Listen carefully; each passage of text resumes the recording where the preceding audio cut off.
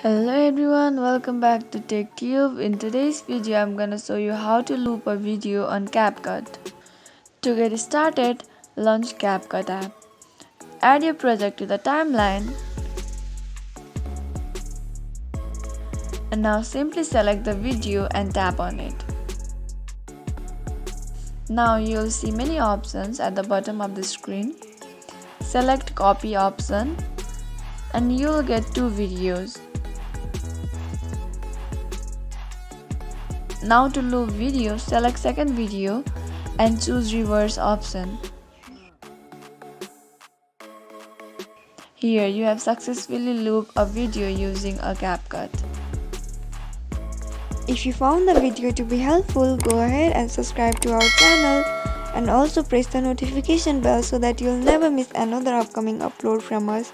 I'll see you again in next video. Goodbye till then.